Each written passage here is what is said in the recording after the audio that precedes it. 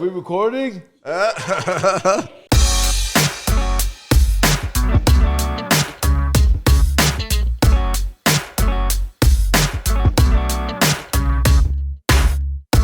What's up, everybody?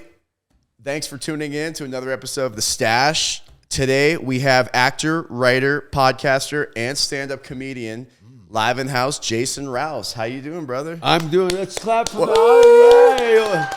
We got a sold-out show here at the studio.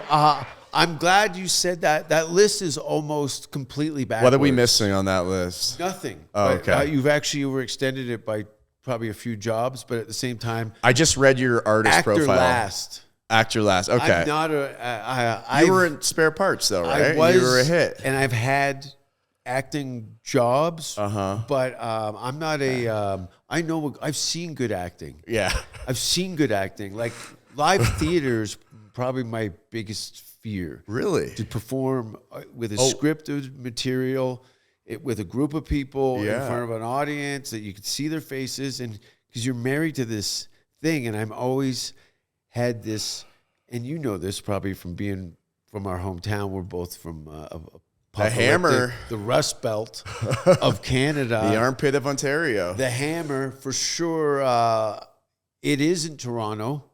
No, It but you isn't- tell people Toronto when you're in the You States. have to. You have to. It's only point of reference. People only pay attention to Canada via our pop stars. Uh-huh. If it wasn't for Avril Lavigne, Sum 41, Justin Bieber, Nickelback, yeah. Drake, Who else we got? Brian J. Cole. Adams. We have to do this if they take away our health care. We have to publicly say who the stars are. Rush. Of course, Rush. Maybe the biggest Yeah. next to Jim Carrey. Leslie Nielsen. Mike Myers, John Candy. Ryan Mike Gosling. Myers. Harlan Williams. Jeremy Hotz. Eugene Martin Levy. Short from Martin him. Short. But Jim Wayne Carrey grew up Gretzky. in Aldershot. That's where Yeah. we were that's where we kind of settled down last time we were living there. Small little community in between Hamilton and Burlington. It's wild to know that he was cleaning factories Yeah. still at high school age to help support his family. Doesn't his sister still drive the HSR bus? I think she's a bus driver for the HSR. Still, but it's not like Jim was supposed to take his entire family tree out of the employment world. Yeah. She does perform a show based on her being Carrie. Really? So she's performed in Hamilton before. Oh, I didn't know she was. I can't into that. remember. I think the show's like I'm Jim Carrey's sister. Yeah. And she tells Carrie stories about growing up in that that's family and interesting. stuff. But the Golden Horseshoe is just peppered with talent. Kids in the Hall, Yep. all the way up. Was Dave Foley he's Canadian? Toronto guy. Okay. Yeah, the only one that's not from Toronto, I think, is Scott Thompson, is from North Bay. And the other guy, there's one of them from Winnipeg. Ryan Reynolds is from Vancouver, Alanis Morissette. Alanis, yeah. I think we're almost out. I think we are. I'm running low after that. There's a series of Trailer Park Boys. Is it Cronenberg Canadian? David that? Cronenberg? I don't know. See, we're very, again, this is We're where about a decade apart. our Okay. education. Did you finish high school? Barely. You Barely. are a I just hero skipped in the my last- world. You got skipped. Well, I think we've talked about it on the pod, but we don't want to cut this part out. But yeah, I had to be sick for the last month or so of high school. Yeah. Didn't go to my graduation or anything. Got in trouble, but I still passed. I got my high school diploma. I can speak freely because I'm not ashamed of my past. Like some people, I don't have a family who loves me or responsibility or kids or a wife, so I could just ruin it for everybody. You know what I mean? Where'd you go in Effortlessly. Get off of me, man. Sorry, go ahead. I went to 4 different high schools in Hamilton. Yeah. Because I was getting in 3. trouble. I think I went to 6 public schools. Oh, really? But that was mainly because it was single parent, raised by my mother. So we moved a lot.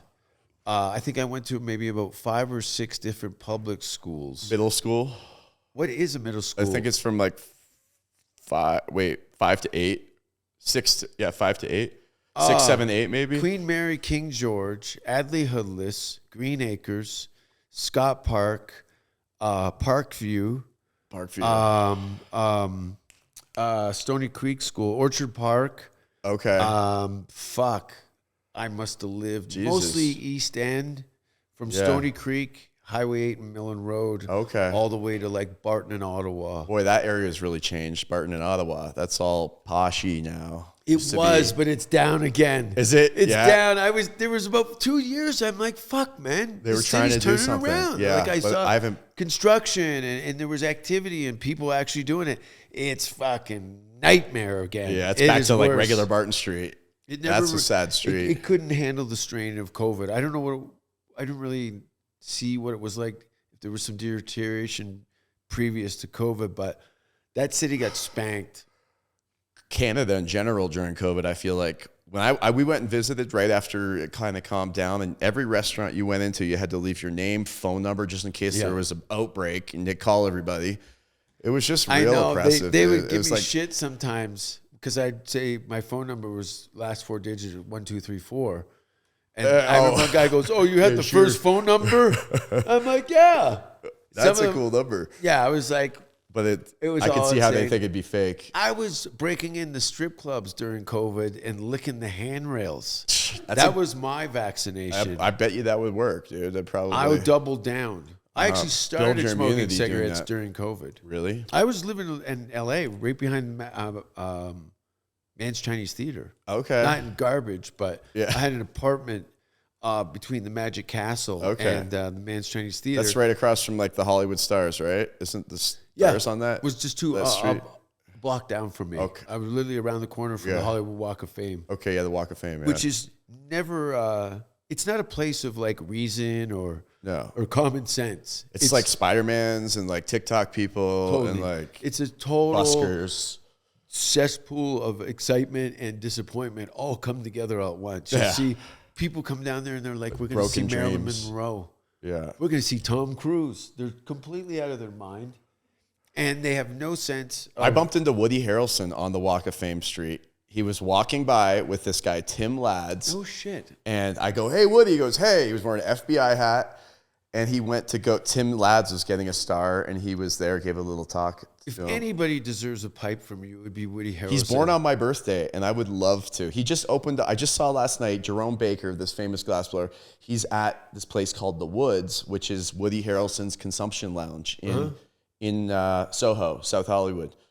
Yeah. It just opened up, I think. So I would love to. If I could ever connect with him, I'd make him an epic a birthday piece. What a crazy. He's got one of those John Travolta careers. Yeah. Where epic it's just roles. Wild from like huge hit sitcom, comic relief, Cheers. Oh, yeah. Yeah. And then his dramatic roles.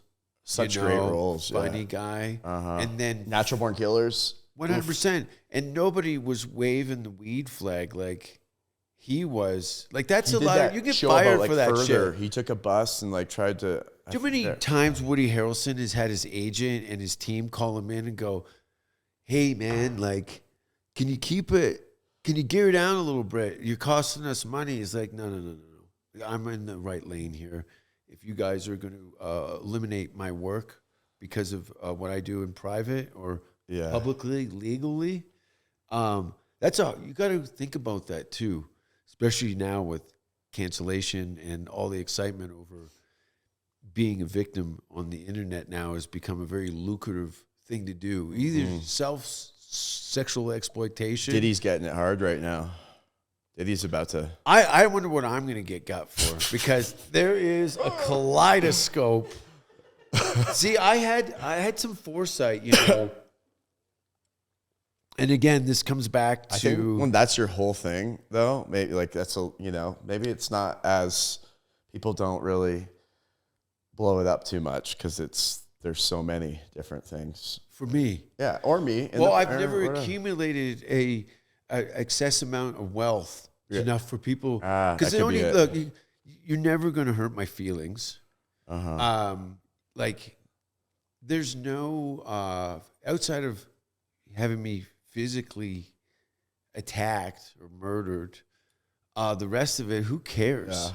I know what the audience is responding to. I'm present in there. It's really the delivery vice is, and that my show's a 3-part experience anyway. I'm Lord of the Rings with more screaming. Like, it is a long, you come to see me first, whether it be through a friend or a recommendation. You make a conscious decision during that first time whether or not this was even a good experience. Yeah. The people that do commit come back to watch the other people freak out. So there's 2 shows going on. There'll be the people who are seeing me home alone in it through the whole thing.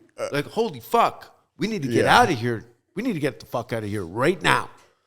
And then there's the people watching that. And the people who's back going, fuck, I was here last year. Look at this guy. This lady's totally going to flip her wig. And they come and watch these whack-a-mole people fucking crying. The police are there.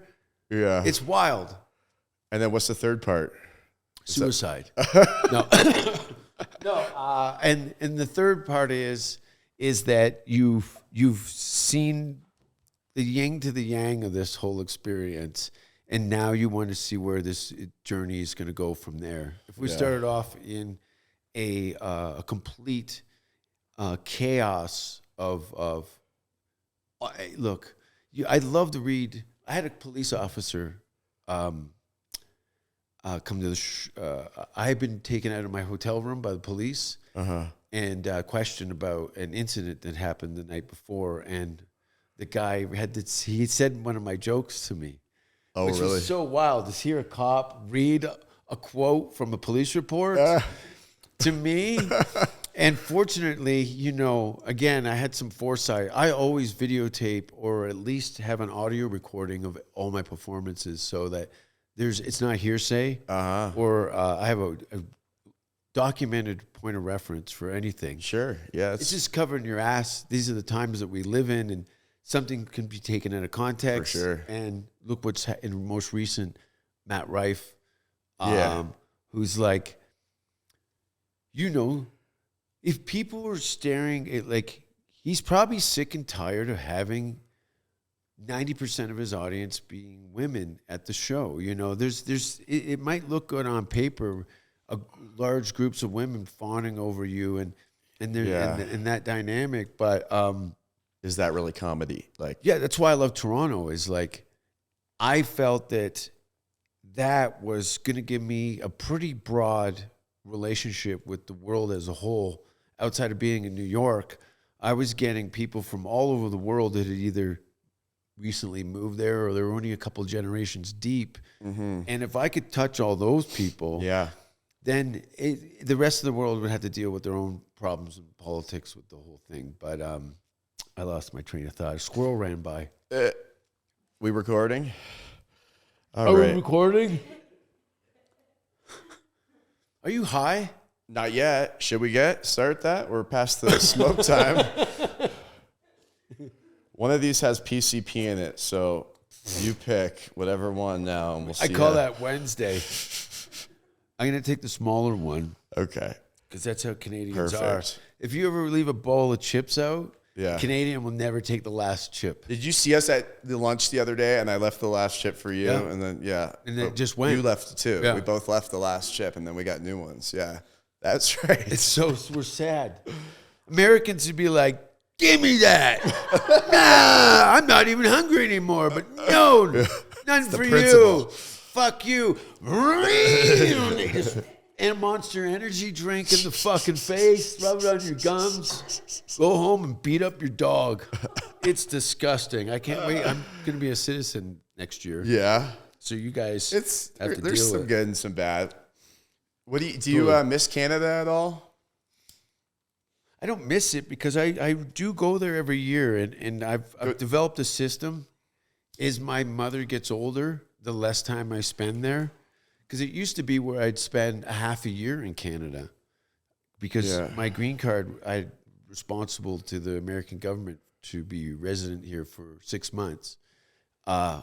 Or my green card could be void or whatever, which was great because I knew that Canada was going to have a winter for at least 3 to 4 months every year. Got bad. So being in Los Angeles, November, December, January, February, March was great. Perfect. Yeah. Christmas trees, you got fucking hot coffee in your hand and sunglasses on, and you're walking around. People don't know how cold it was in that area. It was wet, surrounded by the Great Lakes. It was I can hear the Americans in the background here rolling their eyes, going, "These Canadians always talk about weather. They're fucking boring." Canadian winter. And then my cat Whiskers jumped a fence. I know we kind of are sad in a way, but we're working on ourselves. Well, there's the sad disorder that a lot of Canadians have in the winter. It's called seasonal something disorder, where you just don't see the sun and don't go outside. You get a little depressed. That's why all those suicides are so popular in Hamilton? Scandinavia. No, people don't die of suicide in Canada. It's all accidental deaths through drinking and driving and fentanyl overdoses. Yeah. I just got my friend's a firefighter in Hamilton. Oh, and Jesus. he goes, we had 3 fentanyl overdoses this morning. Yeah, that's a rampant problem. I think it's all across North America. It's all over the world. You know, heroin's become a huge problem in like places that really didn't have a drug culture. Norway, you know, has it crazy. And it's weird seeing amazing looking Nordic white people with heroin addictions. It's like, you guys had it made in the shade. Yeah. Minimum wage here is like $45 an hour. Like, they have so much oil and money in Norway. They're loaded. I heard you can go get a green card there. Anybody can just go get a Norwegian one? Yeah, I think so. Okay. Maybe there's... I think look, there's hardly anybody there. They're trying to get people over. Yeah. Everybody's trying to populate the areas to kind of influence a market to some degree. But I think the only people that benefit from it is the people in politics. Do you ever miss Tim Hortons at all? You know, I grew up off of Ottawa and Edinburgh, near Ottawa and Barton So you're Street. around like 7 Tim Hortons probably at the time. You can always see a Tim Hortons. The first Tim Hortons is on Ottawa Street. Oh, that's right. That's number 1. With Tim Horton. And there's a statue. Yeah, now they have there's a statue. I was there, probably right from the beginning. That was my neighborhood. See, I don't know what's in those coffees. It's dog shit, man. First thing I cross the border, I got to get a Tim Hortons. And then I have one every day. It makes you shit right after. But I heard that someone told me from Tim Hortons that it's whatever's addictive is not in the coffee itself, it's in the cups. Yeah, because when you go and bring your own mug, it tastes different. Stockholm syndrome. What's that? It means when you fall in love with your captor. Oh, so yeah. Tim Hortons is like, I don't even like the color brown, but when I see a Tim Hortons cup, I'm like, I'm probably going to shit my pants today. The writing's on the wall and the back of the seat and my underwear. Uh-huh. Can I use your lighter? Yeah. Are we recording? What about female bacon? Did you ever get into that? Because that's hard to find in America. You know, they call it Canadian bacon. That's like half circle ham, but female bacon. You know what I'm talking about, right? Yeah, where they what's it rolled in corn? It's a cured cornmeal? pork tenderloin wrapped in cornmeal. Yeah. And it's soaked in brine for like 2 weeks to turn that pink color. It's like white chocolate for me. At one time, I ate too much of it and became, it's like the smell of tequila. Uh-huh. And strippers from Sudbury. It just has the same stink in my stomach. Okay. Yeah, I used to... We're recording, right? I know what you mean. You eat too much of it. When I'm in Canada, I eat too much, and then I'm over it. I just want that regular bacon. If it's on the menu, on a breakfast menu for... what do they call it? When they put the egg on the... what's it called? Benedict. Yeah. Yeah, I'll do that. I'll do female Benedict. Yeah, that's good. But I prefer the thick cut American strip bacon. Okay. And really? On flavored too, maple or the smoked stuff. Interesting. Yeah. Canadian maple though. Yeah, I'll do Vermont. a half Canadian. Maple smoked bacon is like maybe the best thing in the world. All right. We clearly have the munchies. We've been licking our lips, talking about bacon for 10 minutes. We've already lost 10 viewers. What about live? No, there's some bacon aficionados out there that will be like this. So you were telling me the other day, I got a lot of Joey from Underground Comedy Cafe. That was a real legendary spot in Canada when all the big names would come through. They'd do a little secret set in there. I was making them all pipes, but you were telling me that you were one of her first shows when she started. I was the first. The very first. That's I dope. was the very first because I think she brought it up in conversation, and I completely had forgotten about it because I was like, she and her cookies. Yeah.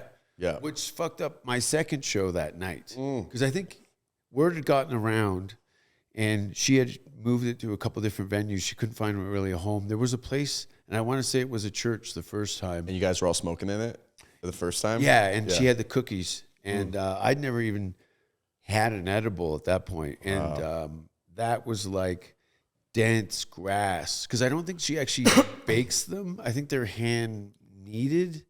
I don't think they're cooked in an oven per se. So I think she used to cook them at low temps, like in a little small oven. So there's very little trauma to it. So the potency is double down because it's all built around the strength of this thing. And yeah, man, I was like, I was pretty fucked up. And you went up on stage? Yeah, I had to hold on to the mic. I squatted near the mic stand and held onto it. Like, you know when Luke loses his hand and finds out Darth Vader's his father? That's how I felt. For all you Star Wars geeks out there. How was the audience loving that? They were laughing at me because no one ever seen me have a nervous breakdown in public before. Yeah. So it was fine. And they were probably pretty all... Comics were laughing. I was like, I wasn't acting, man. It was like, the stage was floating off on a lake, and I was holding on to it like a boat had been adrift. Jesus. But yeah, so then I thought that was great because I think California, I think there was a global thing happening where a lot of the speakeasies had an audience, and the comedians, being a lot of them 420 guys, started to freak at these places and like, we could put a little stage here. And because of the internet and everything else, people started doing these pop-up rooms and doing comedy. It's a low production. It's not loud. It's not like a band playing or a DJ. It's like a foot-high stage. Everyone sit. It's like, it's for lazy people who want to be entertained. And what, like those like potheads. And some of the shows are very good, and some of them are a nightmare because people have been smoking all day. Yeah. And you get these people who've just become part of the furniture, and they're unresponsive. Like that's like an applause break. Yeah. Or a standing ovation. No, it must be tough. I think the comics liked that to like work on the most. It's like running in the sand. There's some drag to it. Yeah, but again, it's like then you start to be conditioned to deal with those type of audiences. So there's some guys that have become very popular in those circles. But when you put them in a comedy club in front of paid people who paid to see stand up, they flounder. Their stories are too long. The punches. But what do you think was the draw from all like Joe Rogan and like Tony, everyone coming through that spot, just to kind of work? I told people. Yeah. I knew Ari was going to eventually make it to Toronto, so I guess I told Ari, and I guess Ari informed. Oh, that's Joe. cool. Yeah. Yeah. They just. Yeah. I just said... I mean, that place was hotbox whenever they'd come through. Everyone's just smoking all day in there waiting. You couldn't see the stage. No, you really couldn't. And You'd be walking like this so you wouldn't trip over a table. And I mean, the stages in some of the venues was like maybe to the wall, and you could not see anything. Yeah. And I'd either do super well or I would die a miserable death. Yeah. I found the older people... on how stoned the audience was? Yeah, and I think an age thing for sure. I would say... if they were over 40 and they were like Willie Nelson level smokers, they were a little more forgiving and open to the more crassness aspect of it, where the people under 30 tend to clutch their hearts a little bit, like, because they're a little more prone to the sensitivity aspect of it, where some people are just smoking to fucking like, I've been in some wars, like whatever. Yeah. But yes. Yeah, it was a mixed group there. It was awesome. Nice people. Yeah. A word from our sponsors. Hey, is life a little bit chaotic at times? Well, me too. Put a little harmony in your life. Harmony Extracts. Scoop me up a dab. No matter what you're into, they've got you covered. Live rosin, live resin, live batter. Look at those diamonds. They got you covered, it looks like, with everything live. Harmony Extracts are available in dispensaries throughout Colorado. Find them on Instagram at harmony_extracts and on their website at harmonyextracts.com. What do you see when you see this? I see perfect harmony. So, we recently both went to Russell's party on New Year's Eve with George. That was freaking awesome. Was it New Year's? It was New Year's Eve. Oh, yeah. Yeah, that was cool. That was cool. How did you and Russell hook up? Well, like we were talking earlier, I moved from Hamilton to Vancouver in spring of '93. And I planned on kind of chasing it from Vancouver. The next place was Hollywood. And when I started doing comedy out there, I realized I moved from the most densely populated part of the country for comedy clubs. Vancouver didn't really have a lot of stand-up going on. No. And I was immediately finding like some resistance to a certain degree where there wasn't open mics. There wasn't really established comedy clubs. The place that I was kind of focused on in Gastown had abruptly closed. And I'm like, fuck, am I kind of left adrift here? Well, I ended up finding out that there would be the Yuck Yucks, and I started going there and so on and so forth. But going on the internet and realizing comedy clubs, Google, they were all in Ontario. Yeah. And who wants to drive 12 hours to go bomb in a small town with shitty hotels? Like the leg work, and I was a non-driver. So I was willing to take trains, planes, and automobiles, but it'd make more sense being based an hour from Toronto. Yeah.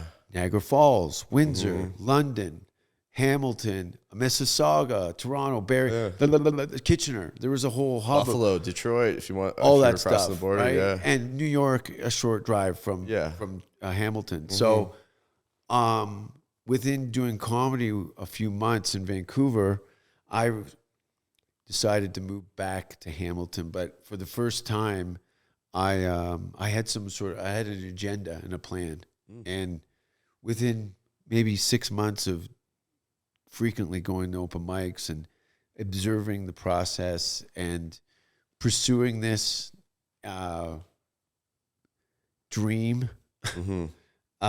So you were more motivated when you moved back to Hamilton. Yeah, I moving to immediately. Vancouver. So something we all grew up with was comedy at Club 54. You know. Oh yeah. Right. Oh, that's the one spot I've been to where the comic was bombing so bad that we were laughing because it was crickets. Yeah, it's wild, right? It was so bad. It's there. 1987 in there forever. Yeah. Like the decor of this place. We're recording, right? Annie at the Improv, all these late night shows, and I was like, the only thing that I'd seen on television that was Canadian based happened to be a show filmed in Burlington.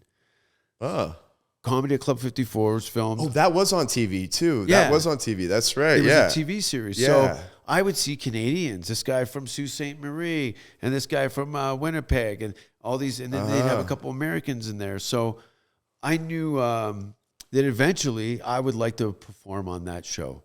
And I would, while I was doing the open mics in Ontario, I was constantly looking for other places and to do bigger things, and getting on television as a stand-up comedian on a show that was Ontario based would be a cool move for my career. It would kind of establish me, and it would give me some sort of there's a whole weird twist to this, but it was a goal of mine, and it was stepping stone. Yeah, it was tangent. I was like, yeah, I could work up to something like that and get on that show. So did you go like perform there? And I went and did a showcase. Okay. And on the showcase, the headliner that night was Russell Peters. Oh, shit. So I did my best performance that I could do, and I think I did really good that night. In fact, I must have, because I immediately went up to the host and the producer of the show, like, you know what I mean? Like, come on, man. Like, they're still applauding. Hook me up, man. I'm local, please. Yeah. But I'm trying to be professional and figure out how. I don't know anything about fucking show business. Everybody I know works in a steel mill. Yeah. And now I'm like, I may as well tell my family I've taken up tap dance. And I'm trying to navigate this thing. And Russell turns to the host of the show and says, "You need to put this guy on television immediately." Long story short, he had passed on me. And in 2000, 99, I after pursuing the Comedy Now, because it was CBC Comics, and then CBC stopped that, and then a separate production company picked up the format and ended up doing the Comedy Now, which was 1 hour stand-up comedy specials. So it was literally this Burlington-based low-budget stand-up comedy show, and then this CBC, the Canadian government-funded stand-up HBO-style specials. Yeah. They said, okay, after like, dude, we can't put you on TV. I kept boom, boom, every time I get the... And was this a TV show too, Comedy Now? Yeah. And where was that based out of? That was a Toronto CBC. But it was a national show. It was a big deal. For you to do an hour of stand-up on television across Canada, unfortunately, there's, again, no platform for stand-ups outside of these crappy comedy festivals that have censorship. Just for laughs? Or not so much just for laughs. That's great. Was that big going it still on is. Back then? In the 90s, for sure. Okay. I kind of came in. That's not too far from, that's... As the sitcom was dying on television, I was starting to do comedy. So the first 4 to 6 years that I had been doing this, which was 27 years ago, agents, managers, and everything would try and steer you, like, what's your TV show about? So they would want a synopsis about what's your family. They wanted Roseanne. They wanted Seinfeld. They wanted, because all these stand-up comedians were getting these huge shows. Every 500 stand-ups, that one guy would have a Seinfeld or a Grace Under Fire or, whatever it was. Talk radio, news radio. Yeah, news radio and stuff like that. So that was on its way out. And I've lost my train of thought. Are we recording? These are all for commercial breaks. So perfect. I get the Comedy Now special, and now I'm a little freaked out because I know that I need to fill 52 minutes of television-friendly stand-up comedy for the 1 hour. With the commercial breaks and stuff, it was 52 minutes. Wow, so damn. I was in Humber at the time, and I was failing miserably in my sitcom screenplay writing. But I did develop the language of television to my stand-up. I kind of merged it where I used a sitcom format to script all my stand-up comedy. So I knew each page of my thing was 1 minute of material. Okay. So I had 52 pages of comedy that I meticulously went through so I could show them that I wasn't going to do anything off script that would compromise our relationship for me doing this television appearance. Did they ask for that, or did you just show them? Just I've always covered my ass. Okay. I always covered my ass. When you walk around with your dick out all the time, you got to cover your asshole because someone's going to fuck you. Are we recording? Why won't you look at me? That's okay. Right? So going to school for that really helped you structure this hour special. Yeah. You're saying. And cool. at that time, and it really helped me refine things that I'd already been doing, but because I think a combination of doing that year-long program, which was acting, writing, performing, like I'd be doing commedia dell'arte, like the study of mask, for hours doing clown exercises. Yeah. And then I'm writing this fucking hate crime of a stand-up performance.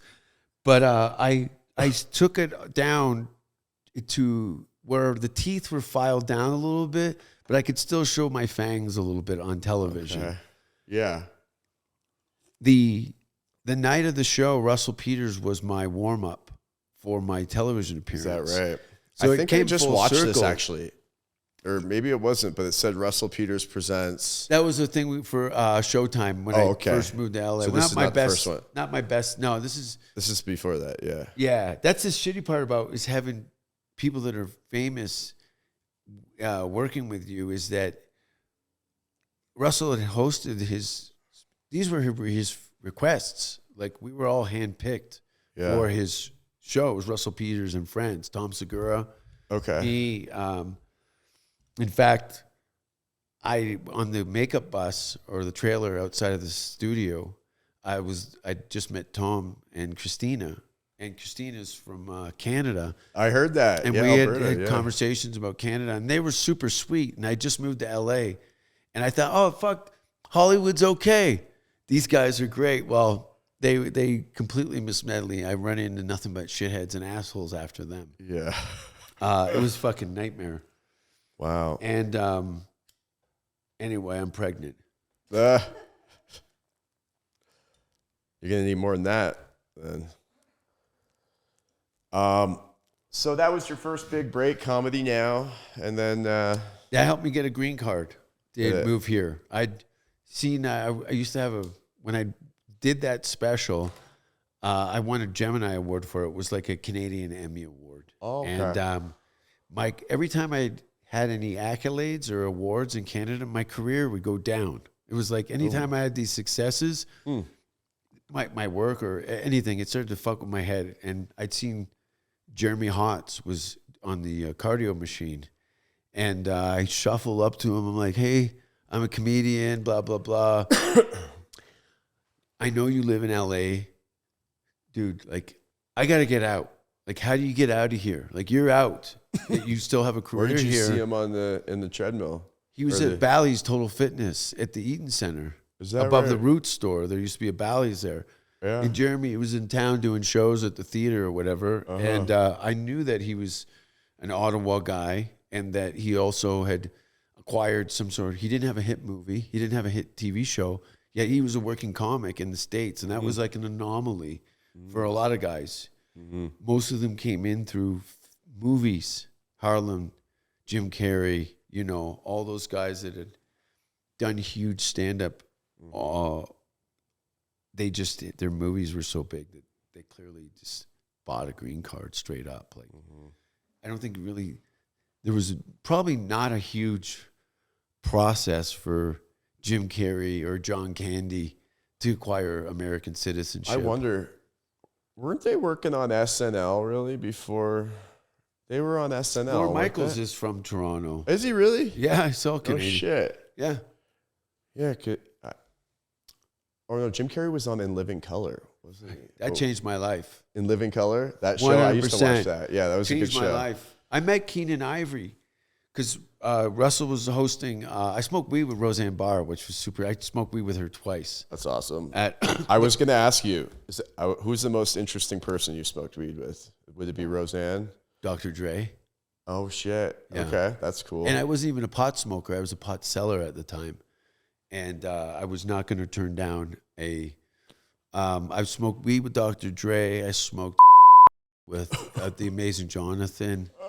Who's that? He's a well-known, rest his soul.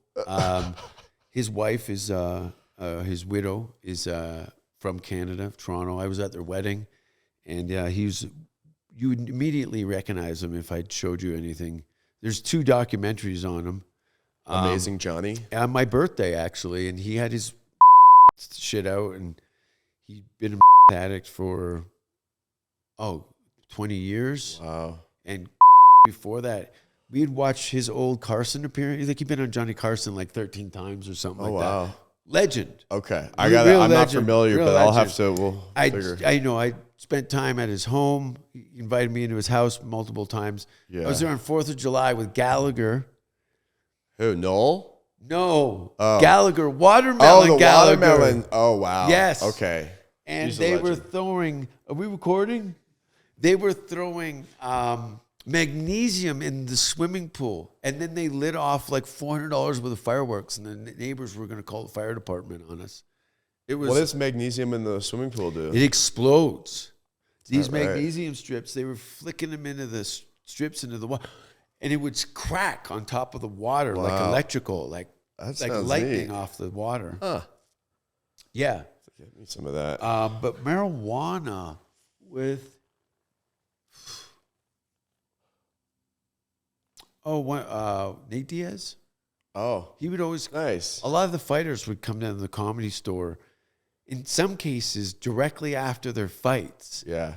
their eyes would still be bleeding or something, and that you'd see these guys constantly coming down, terrifying individuals. I bumped but into comedy fans. Nick Diaz out in Hawaii. He was the only other person in the restaurant, but He's nice. Nate They're nice Diaz guys. came by the booth in Vegas and took Nick's a the younger one, right? I think so. And Yeah. Nate's the older one. Yeah. And he came by the glass booth and took a picture with one of my collabs and like he remembers it. Like it's pretty dope. Yeah. No, I dig it. Like those guys, I think that's part of why their fan base is the way it is that a lot of guys don't go out solo. Technically you shouldn't be hanging around or shaking hands with any of those guys because everybody is fucking with you constantly. You're constantly being tested. That's exhausting. Hit you with some shithead in the bar, opens your face up with a bottle because he's jealous because his girlfriend, whatever it may be, right? Yeah, I think I saw some video of one of always them see like those choke guys holding out. some dude Yeah, at a bar recently. that I could think it cost was in you a Austin. lot of money. I think it was in Austin. Probably actually. was.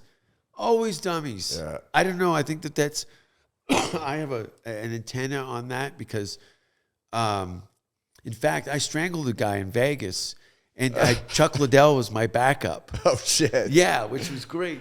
Canadian, you guys take advantage of our hospitality and our kindness constantly. And it fucks us up, but we're like, we're sorry. Let me get the door for you. Russell's After you. doing the Vegas Comedy Festival, and Chuck and him are very good friends. And Yeah, he was at the party when we all went. Yeah. And I'm at, Russell hands me like a couple hundreds. He goes, go buy some drinks. I go over the bar. I'm feeling, sweet. I go, hey man, would you like a drink? This guy next to me, it's crowded as hell. I know it's difficult, and I got this waiters. You want something? He goes, yeah, but whatever. I go, yeah, I got it, no problem. He takes a drink. Well, he grabs all my change from the 100. The dude that you bought a drink Yeah. for? Oh my God. So I turn around and go, hey man, what the fuck? And he goes, that's my change. I go, no, it's not. And then I grab him by the shoulders and I fire him over the table. And Russell stands up and goes, who's fighting? He goes, it's Rouse. And he goes, what? And I go, and again, I'm like, and then Chuck stands up and goes, what's going on? And he's like pushing people out of the way. Yeah. And I'm like, this is going to be awesome. We're going to see somebody die. Anyway, it got separated. People were holding him back, and then no one was helping me anymore. Oh shit! Just why would he take everybody your change? was wasted. It was so asshole. You bought him a drink, and he took your change. Took all the change, like 100 out of 100. That's fucked up. He took like I don't know, like $70 or whatever it was. It wasn't even about the money. It was like he was staring at me, like, "What are you gonna do?" Oh shit! And I got pissed. Yeah, damn. That's them fighting words, though. It was just rude. It's rude. But in Vegas, what are you gonna do? If that's now you've quit drinking though, right? And that's awesome, dude. In fact, is today your anniversary? If when did Lemmy from Motorhead die? I don't know, but there's my Motorhead album. Is that I know, I love it. I was at his birthday party. No in fact, shit. I got a call from Russell saying I got a +1 to go to Lemmy's birthday. In that book I'm reading, Lemmy is the coolest dude. Oh, he's the best. Sorry? Or was. So what does that make it now? 7 years or 8 years? I'm a DeVry graduate. I know. How many, is that 7 years? From 8 years. So on New Year's of this year. That might even be 9 then. If it's. I haven't had any booze, but never a problem. Like, when I first started doing comedy, I quit within 6 months, and I was sober of everything until I moved to England. I couldn't even meet people unless you had a pint of booze in your hand. Social drinking. Yeah. Which is fine because I had that not early 90s drinking party trauma of Hamilton. But when I took those 6 years off, and then I'm in the UK, it's pub culture. It's fucking great. It was great. So I started started drinking again, and it was socially acceptable to be shit corked at 6 p.m. on a Wednesday. Yeah. You know what I mean? And which fucked with me because when I moved to LA, if you puke and pass out at a bar in Hollywood, you're trouble. Yeah. Not there. Not in London. They'd make you mayor of the town. I pissed in my mouth in Finland, and they thought I was a legend. I go, we've never seen a Brita like that before. That's pretty good, man. Was it tough for you to quit, or No, just quit cold turkey? That's good. No. If you do it aggressively enough where the hangovers ache, you can hear your grandmother's heart breaking because you're so hungover and in pain. And that's not worth it. No. And I found that doing the type of stand-up that I do, being sharp. Oh, yeah. You know, you got to be. That's the way to do it. Your clarity and your professionalism is going to eclipse any lightweight heckler from the audience that has a false sense of confidence. So you got to learn how to deal with those things. And I found in the past where I've come off stage and I was like, fuck, my leg was dragging on those responses. And I was like, somebody's going to get the best of me. Yeah. And I will not let that happen. Yeah. Boy, that's smart. I guess when you're up there. But the there, fogginess of alcohol too, and you'll find out as you get older and that you're you lose a little bit on the recovery of it. There's some deadness in the shadows of alcohol abuse. Mm-hmm. You know, you'll see the people who've this is yerba mate actually, but just for anyone watching. But it's full of vodka. You pour it out, and it's fucking straight Grey Goose. It's the good stuff. A word from our sponsors. Imagine this, a world with no dirty bongs. Peace water. Peace water. Peace water. The Peace Water solution formula works by encouraging more molecule-to-molecule interactions. The ingredients in Peace Water solution work to create a natural trap of smoke particulate. This bond makes the solution viscous, which in turn entraps the smoke byproducts and stops resin from forming. I'm a scientist. Look, guys, it's 2023, and if you're not using Peace Water right now, then I don't know what you're doing. Find them online at peacewater.com and on Instagram at peacewater. You were talking about hecklers and how you deal with them in the crowd, and how do you deal with them? Like, because that can either go really well or really bad. And I love watching the crowd work sometimes. Honestly, I haven't really. It's within seconds. It is so out of the gate that no one really develops enough confidence to even go to the restroom. Yeah. Never mind raise a hand and say I disapprove. Okay, yeah. It happens occasionally. I don't really give the audience any. Immediately, it is, you're at my house, and we're going to do some weird shit now. So you came to see me. Yeah. It's not, well, I'm not at service to you. You're going to take my beating, and I'm not using a okay? No, it's, I think the heckling is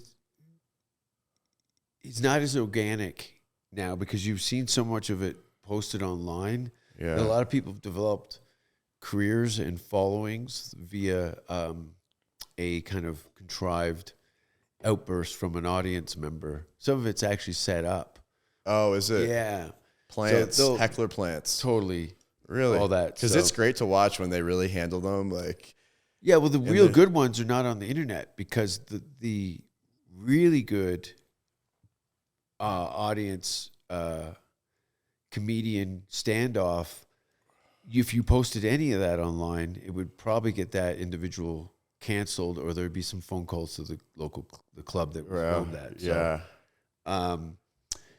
yeah, heckling is not like Yeah, I've been your style really doesn't lend to it too well because you're come out hot. From playing all those shitty rooms, I had immediately established some sort of supremacy just to keep the attackers at bay. Yeah. And when I brought that into a mainstream club, it really slowed it down. But no, I haven't never really had hecklers because now people will be smart enough to look online to see what they're going to deal with. Yeah.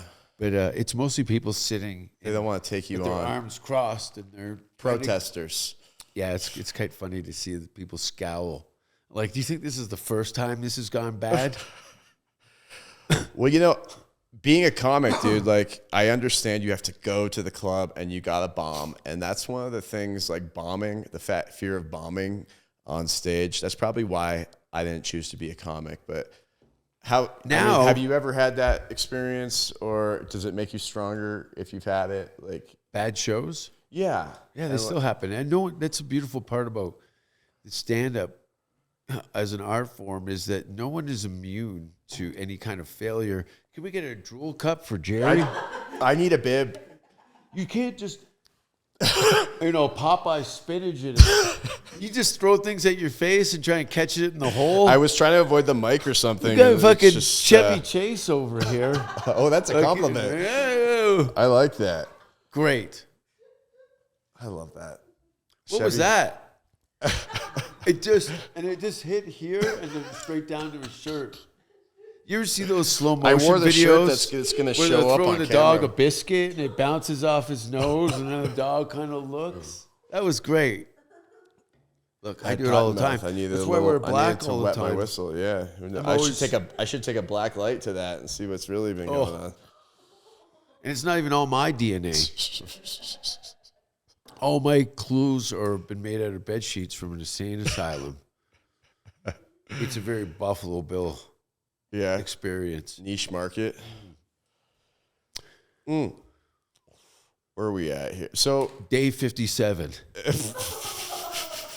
Dear Diary. What do you, I think the last time we really reconnect, we met first in Canada. I think we briefly met through Mr. D. Maybe I came to you guys did a show. I don't think we really connected too much. The hideout on Queen Street? Probably, or something like that, yeah. But, and Dodger too. You were friends with Matt Drake, I think, or no? I met a lot of guys through, Salads, and it was Philly Talent. Okay. So between those two camps, then was Philly Talent from Hamilton too? Or no, they're all Toronto guys. Okay. Yeah. And then they introduced me to some guys from Sum 41 and Avril and whatnot. But that's about as deep as I went. Okay. Dodger's just from Hamilton. I thought they were friends with Matt or Mr. D. But so you live in Austin now. 3 years. We met at the Comedy Store. Like, how do you like Austin compared to like that Sunset Strip area where you were kind of living there? There was years, in the 13 years that I lived in Hollywood. Yeah, I sound like a real asshole now.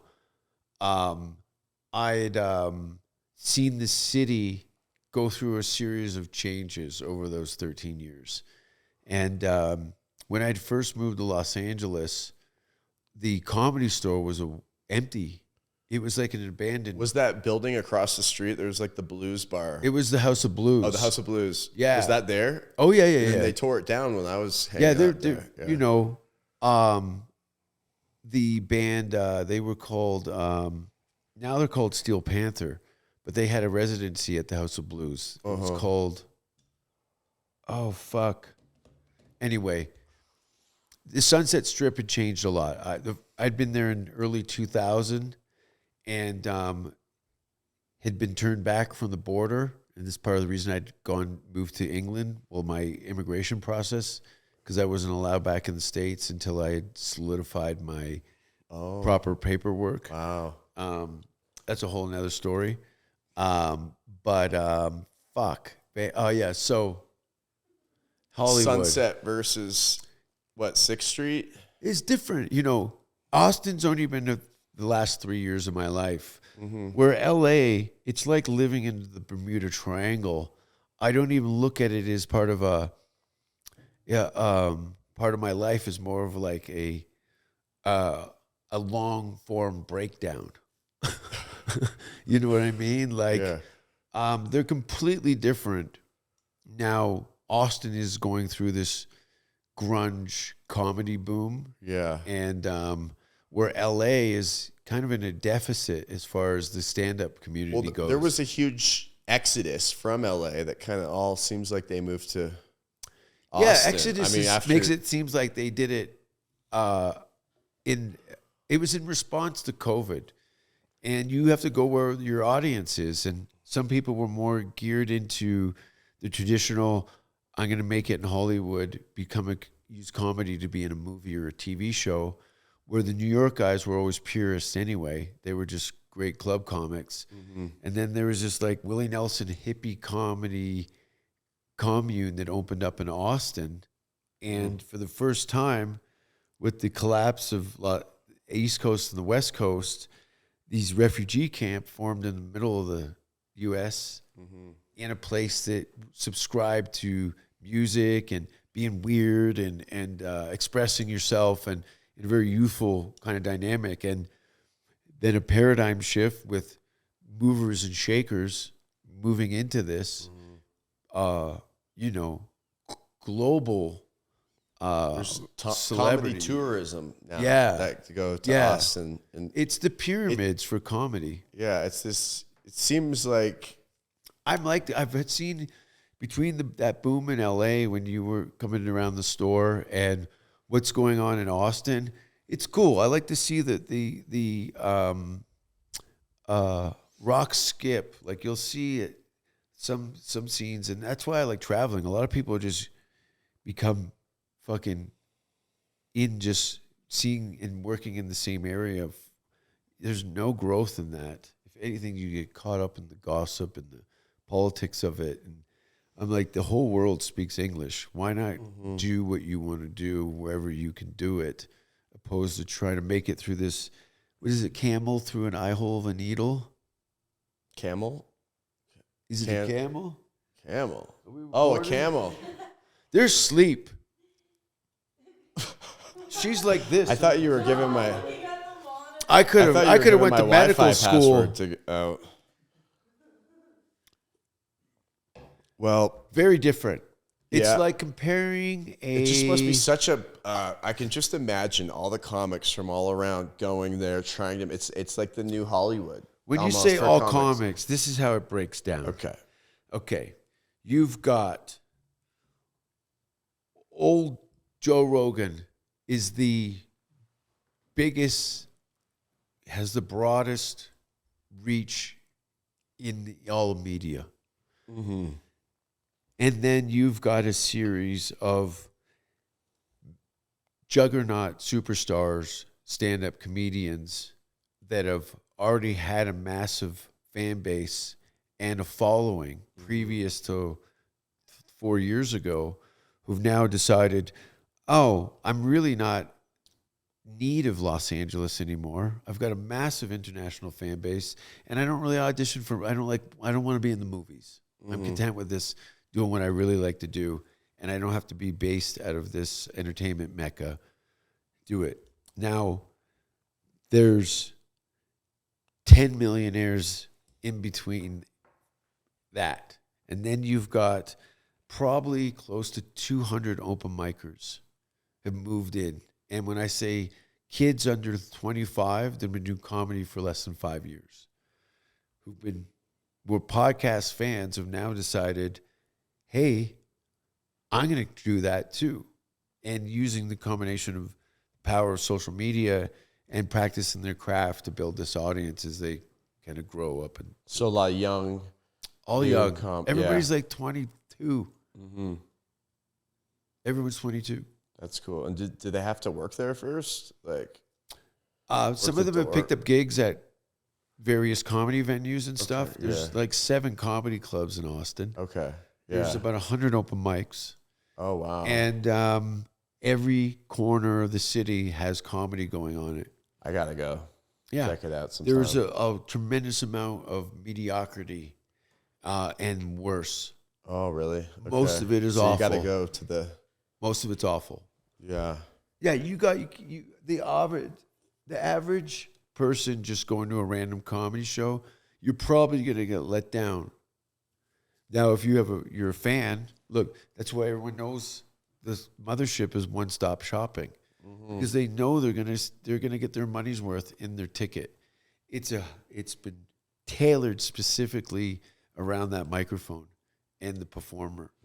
So you've got the combination of like the megastar lineups plus drop-ins, an environment that is perfectly multiple different rooms, right? Like 2 different rooms. Those are 2 different ones. Fat Boy and the little whatever. There's a smaller room, but and your phones are locked up. The service, they have a lot of people on staff taking care of you to make sure that the best show is there. So, it's the boutique Ivy League yacht of comedy clubs, and it drops after that. There's a handful of other venues and established comedy clubs that are doing shows, but when you've got 200 open micers, it becomes a bit of a swarm. So anybody with a mailing list and an idea is now a stand-up comic. Oh, wow. Yeah.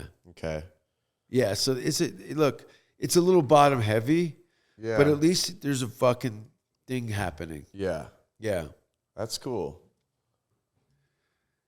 Well, okay, where are we? So you got a podcast called The Safe Word. Yeah.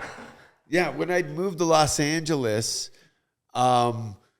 podcasting about 15 years ago was a very new thing. Brand new thing, dude. And because I really didn't have very many friends or acquaintances, I was still adjusting to the climate of the city.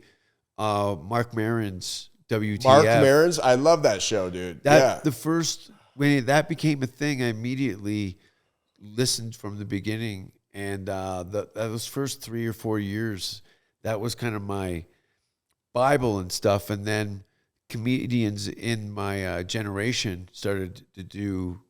Sam Tripoli and Ari Shafir were doing earlier stages of their versions of their podcasts through Red Band usually. Oh, yeah. And guys like Tom Segura and things like that all had their first podcasts were with Death Squad. Is that right? Yeah. So Red Band was the guy who was like the birth mother he started of Joe's at the beginning. And then he moved on and then started helping other.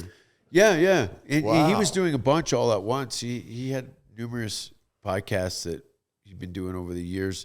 And so people outgrow each other and moved on to other things and what have you. But that was like guys my age were doing that. I'm like, okay, I guess this is another tool, like Vine or something like that. I was seeing these people that were functioning on social media were also all of a sudden at the comedy clubs. Like I always looked at them as like how snowboarders looked at rollerbladers. They were online and they were online, but they were drawing an audience, but they only had 7 seconds of video. It had gone viral so much that they could at least people could tap into that back then. Like that's and some people did. Yeah. But the stand-up comedy weeded out a lot of the weak people that had gained massive profiles on Twitter and various platforms. Now were having huge draws to seen live, and you can't just fake an hour of comedy. You can't. It's very difficult to watch a bunch of professional comedians and then you have a huge following on the internet with no stand-up experience. It gets sour really fast. Yeah. Like you can pull a few rabbits out of your ass and, oh my God. That whole hour. Yeah. It's got to and it can turn in minutes and seconds. I know.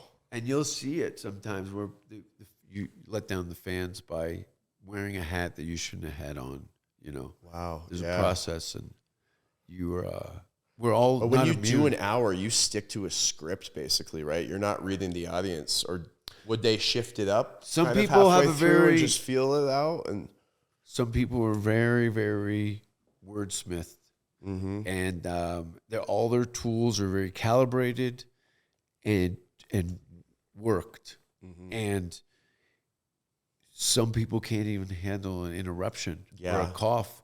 It really throws out the script. You know what I mean? Yeah. And like I watched Tim Allen at the Laugh Factory, and he had a spotlight on him. And they blacked out the entire room. Ooh. And he never even acknowledged the audience at all. I never seen anything like that. Whoa. A megastar where people have come to only listen to him, and that you guys are blacked out for a reason. Yeah. You're lucky to be here. Was it comedy or was it storytelling time? You know, I'd only watched a little bit, but there was some politics to it. But it was funny. He used his mugshot from when he'd been arrested for coke. He used to be a coke dealer. Is that right? Yeah, Tim Allen? Yes. Damn. So he had his were they arrest all on photo coke for that woodworking show back then. Pardon me, sorry? What's that show he was Home on? Improvement. Home Improvements, Yeah. yeah. You think they were all... No, he'd been sobered up and pursued comedy. He was selling blow and using it. Look, it was probably in the 80s, 70s and 80s. So, you know, he, as a starving comic, it was probably pretty lucrative to sell blow and do comedy at night. Plus the bar scene was probably, you know, but his arrest kind of gave him a reset, and then he cleaned up his act and pursued the whole, you know. Do you think that was planned, or you think that's a real deal? The coke? Yeah. It's true. And like Robert Downey Jr., you know, like people that go to prison then come back, it's like a great comeback. Start from the bottom, you know. Maybe not the bottom. Maybe you're a little bit more like the underdog. Sometimes you got to reintroduce yourself into the industry, you know. Yeah. There's a lot of people that are, you know, blacklisted or for whatever politics and stuff like that. But the guards are changing so much that anything's possible, really. I like your intro, dog. So, your intro to the pod, that's a nice intro. It's like, so how did... Mark Maron was definitely influential of just talking to your friends, that kind of DIY garage style thing I could relate to. It was very simplistic, and the art of conversation was just in my ear. And I was like, I know some weirdos and interesting folks. I should probably put my toe in this. And I started, it was like 10 years, but it's gone through very... So you have a sit-down one and a walking one, right? Yeah. Okay. I do a roustabout, which is just me with a selfie stick walking through usually the neighborhoods that... I try and find a guy who started in that city that has a relationship with this... Geographically. Yeah, previous to comedy, and see what the streets are like from the locals' point of view.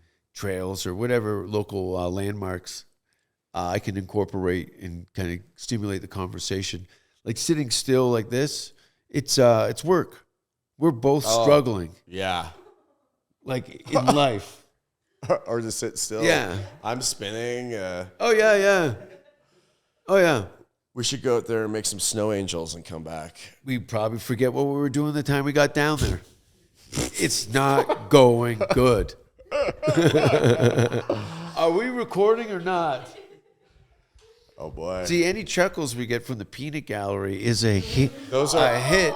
Those are real live laughs back there. That just means that people at home... Well, I don't think we have the laugh. I could hit that one after you say something. That actually hurts my feelings. My comedy's far from that. I do like the eagle. Dude. I'm joking. Day 57. No, we're going backwards in time, dude. We're at 61. I know we are. Things are getting slower and slower. No, they're getting better and better, dude. Listen.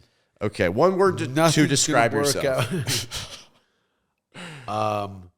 Painful. Oh, I get that. No, I'm joking. One word? Sure. Just this is some psychotherapy we're doing here now. A menace. Oh, wow. That's okay. That's 2 words, though, isn't it? A menace to society. No, I don't know. I don't think you can. Enigma, maybe. Enigma. Yeah, or enema. Those are 2. Yeah. Perfect. Enigma, enema. So enigma, you shove up your butt. Yeah. Do you shove? Is that? I don't know. I use mine as a turkey baster. I thought that was that, but I don't know. Enema? What was the word? Enema. That's something, right? It's for constipation. Does it go in here or? Hey, listen, if you want to fool around with it, be my guest. I don't know. Put it wherever you want. Put it in a bullet hole behind your leg. Yeah, I don't have that yet. Not yet. I practice safe gun care. around here.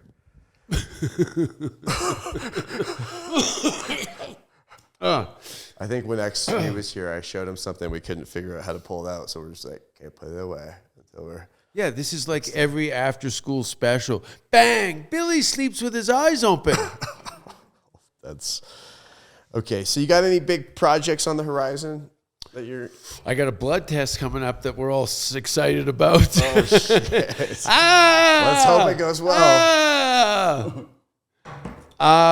Projects. I've got a stand-up special going to be released, I think, sometime around Valentine's Day. I'm going to try and do it on Valentine's Day. I'll be doing a month and a half long tour starting in Vancouver at the beginning of April, and then a series of shows. Edmonton, Calgary. I think there's something in Thunder Bay. Wow. And then Toronto the first week of May. And then all of June, I'll be in Scandinavia, Denmark, Sweden. Wow. I think Norway. And then I'm trying to get into this festival in Iceland that I want to do. Actually, an audiobook about my life from ages 1 till when I started comedy to 25. So I'm at this kind of awesome middle ground of... And you want to be in Iceland for that? Yeah, they have a week-long fringe festival. Okay. And I think Icelandic people...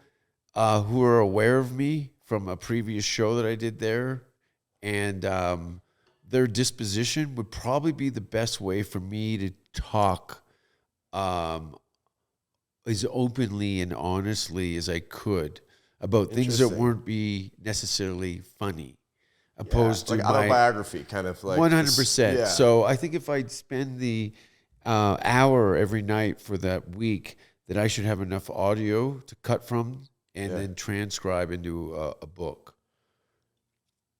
That'd probably be a great spot to just be alone and like Iceland, I think so. Not so hustle bustle of like, just be alone with your book. In a very intimate space, doing something, explaining more or less. I think what I'll do is in front of the live show is show them a little bit of highlight reel of what I've done, and then come out to an audience and with some slides showing, hey, Hamilton.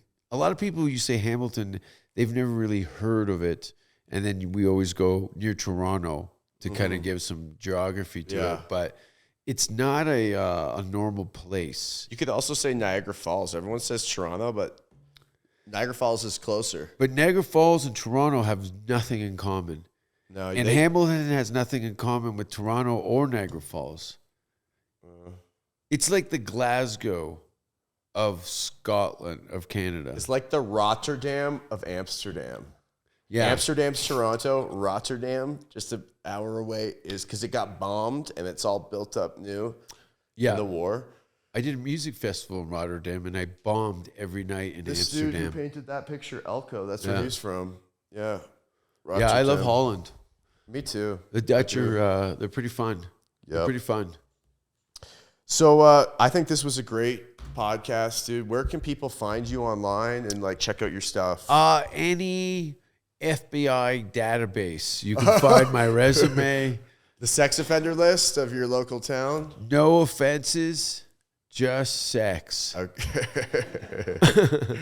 No, you're not just on any always list go. You just JasonRouse.com. Yeah, all that stuff. Yeah. Okay. YouTube, on Instagram, Jason Rouse 666. You can. I'll start doing cameos. I'm actually doing cameos for guys to want to break with their girlfriends and they don't know how to do it. Perfect. So I'll send them video messages and tell them that slob the fuck off. Pack up your cunt. Be nice about and get the fuck out. Be nice about it. Be like, hey, you could do a next one. And as soon as they see your face, they'll know what's happening. He thinks you're a it's over. No one can fart in their sleep that much. Okay? It's done. I got nicotine stains on the knees of my pajamas. Oh, God. From Susan cranking out old dirt squirrels while she's snoring through sleep apnea. Are we recording? Well, there's a little taste of the bonus episode, too, that you guys can check out. We're going to have that on the website. But look at that. My lucky number right there, 237. We did it, dude. Thank you. 237, The Shining.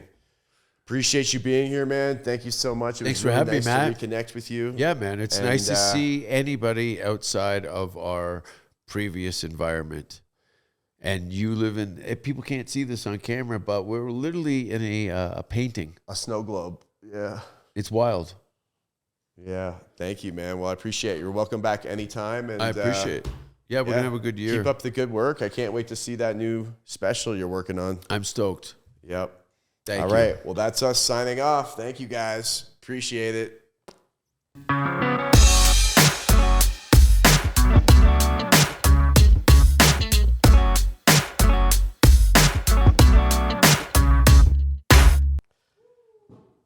That's a wrap.